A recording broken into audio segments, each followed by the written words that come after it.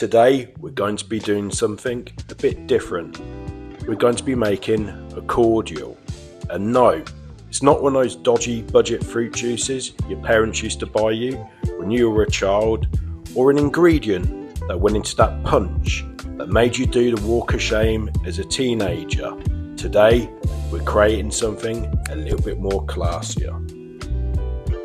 The ingredient lineup: limes, sugar, citric acid and water.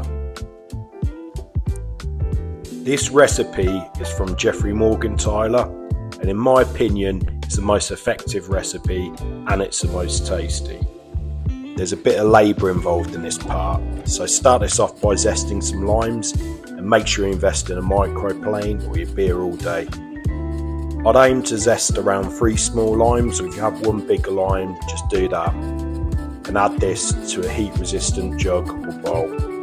This is a great way to cut down on waste and use up older ingredients. It's a lot more healthier than commercially bought cordials. There's no chemical preservatives, no colourants and no fake sugars.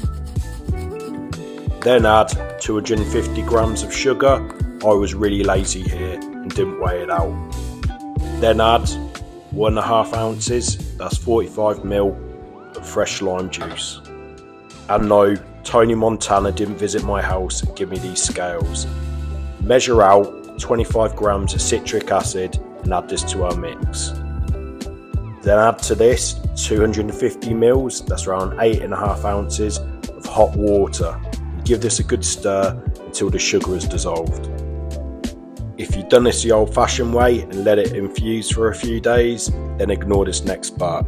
This is important as you don't want too many miniature pieces of lime peel, but blend at a really low setting, around 15 to 30 seconds. I went a bit overboard with this new blender I've got. Now we need to strain the mixture to remove any zest.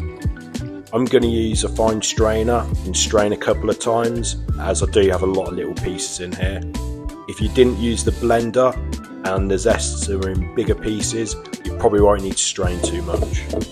Funnel this into a bottle of your choice, and I really do like these Kilner bottles.